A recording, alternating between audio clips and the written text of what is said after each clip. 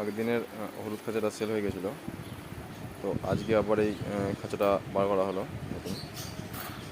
দেখতে পাচ্ছেন double side breeding ডোর আছে এবং ফেন্সি গেজ, ঠিক আছে। কোয়ালিটিও ভালো এবং সুন্দর লক করা আছে এখানে, খাবার দেওয়ার জায়গা, জল দেওয়ার জায়গা। আগে আলাদা করে লক লাগাতে হতো, এটা হয়তো এখন আর প্রয়োজন নেই। সেখানে ট্রে আছে, একটা মজবুত শক্তপোক্ত ট্রে আছে, বাটি থাকবে একটা, দুটো বাটি থাকবে। দু সাইডে কিন্তু বক্সের ডোর আছে, ব্রিডিং বক্সের জন্য, বক্স দেওয়ার জন্য দরজা এগুলো আলাদাভাবে আছে।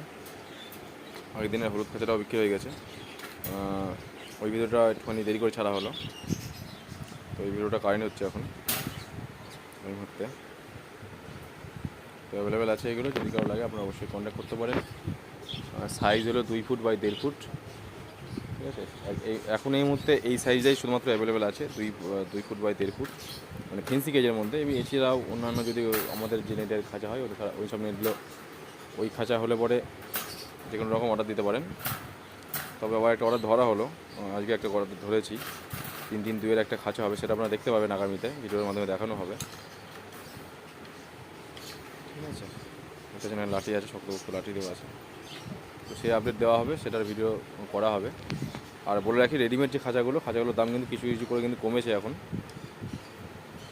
তবে স্পেশাল খাঁচার দাম কিন্তু কোনোটাই কমেনি, বরঞ্চ কিছুটা করে বেড়েছে।